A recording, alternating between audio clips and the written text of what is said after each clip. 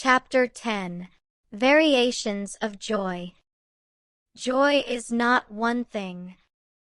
If joy were a single, uniform experience, if every instance of joy felt the same and arose from the same conditions, understanding it would be relatively straightforward.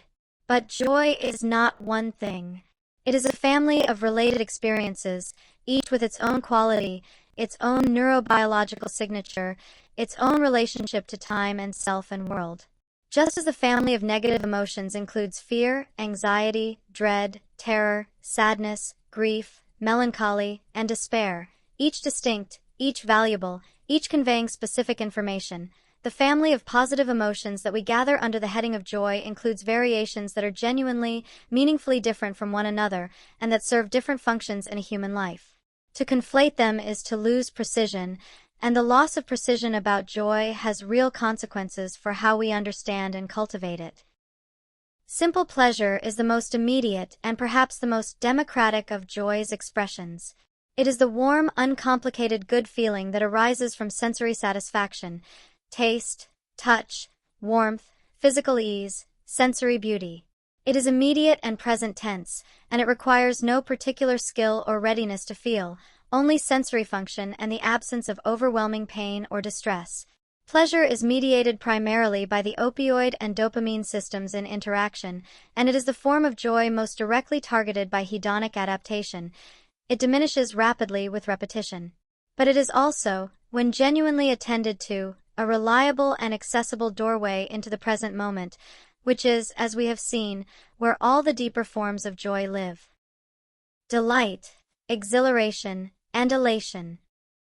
Delight is a step beyond simple pleasure. It carries a quality of surprise and specificity, of something fitting perfectly, of the world delivering exactly the right thing at exactly the right moment. The child who finds a butterfly on their sleeve, the adult who reads a sentence that says precisely what they have always felt but never found words for, the friend who receives an unexpected kindness, these are experiences of delight. Delight has an element of gift to it, of something received rather than sought, and its neurobiological signature includes the dopamine of positive prediction error alongside the opioid warmth of liking. It is characteristically brief but vivid, and it tends to lodge itself in memory with particular clarity. Exhilaration is joy's high-energy, kinetically charged face, the feeling of speed, of height, of the body moving powerfully through space, of release and freedom and momentum. It is characterized by high sympathetic nervous system activation in its positive, approach-motivated mode, elevated heart rate, increased adrenaline, heightened sensory acuity, and the distinctive mix of excitement and aliveness that characterizes physical peak experiences. Skiing, dancing, riding a fast bicycle, plunging into cold water, performing live music. These are the characteristic contexts of exhilaration. Elation is related but distinct. It is the joy of triumph, of having achieved something significant, of the moment when effort and hope and work converge into realized success. Elation has a quality of completion, of arrival, the raised fist, the tears of relief and pride, the disbelief that the thing hoped for has actually come to pass. Ecstasy, bliss, and transcendent joy. Ecstasy, from the Greek ekstasis, meaning literally to be outside oneself, is joy's most extreme and cognitively disorienting form. In ecstasy, the ordinary boundaries of self dissolve. The sense of being a separate, boundaried entity located in a specific body in a specific place at a specific time loses its usual solidity. What remains is a quality of pure, overwhelming positive experience, of being flooded with joy so completely that there is no self left to contain or evaluate it, only the experience itself, luminous and boundless.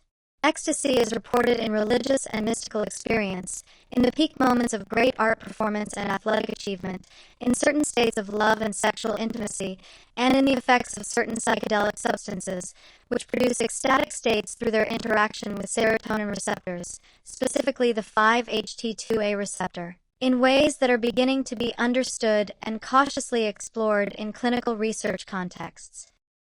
Bliss, as distinct from ecstasy, has a quality of stillness rather than dissolution. Where ecstasy is dynamic and overwhelming, bliss is still and complete. It is the joy of absolute sufficiency, the felt sense that everything is exactly as it should be, that nothing is missing, that the present moment is not a step toward something else but complete in itself.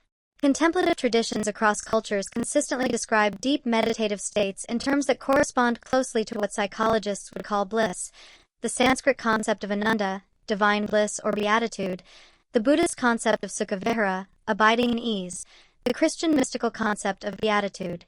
Neuroscience's study of advanced meditators in these states has found distinctive neural signatures including elevated alpha and theta synchrony, reduced default mode network activity, and dramatically increased neural coherence, consistent with a subjective report of a state that is simultaneously completely still and completely alive.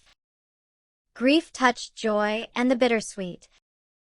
Among the most humanly significant and least discussed variations of joy is what might be called grief-touched joy, the specific, complex positive experience that arises in the presence of loss, absence, or mortality. When a grieving person laughs suddenly at a remembered story about the person they have lost, what they feel is not simply happiness interrupting sadness. It is a genuinely distinct emotional state in which joy and grief are simultaneously present, neither canceling the other, each deepening the other's resonance. The laughter is real. The grief is real. They coexist in a way that only the willingness to feel both makes possible, and the quality of joy that arises in this bittersweet space is, many people report, among the most tender and most meaningful they have ever felt. Several cultures have developed specific vocabulary for this bittersweet joy, recognizing its distinctive quality. The Portuguese word saudade, which appears in the song tradition of Fado as a central emotional theme, describes a melancholic longing for something loved and lost or perhaps never quite attained, combined with a kind of sweetness in the very intensity of the longing. It is the joy of loving something deeply enough that its absence aches.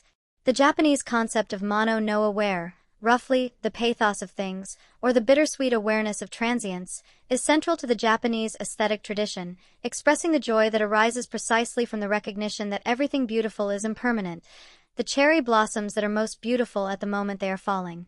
These cultural concepts encode an emotional wisdom that contemporary Western culture tends to ignore, that the deepest joy is often most vivid at the border of grief, and that the willingness to feel both together is a form of maturity and courage.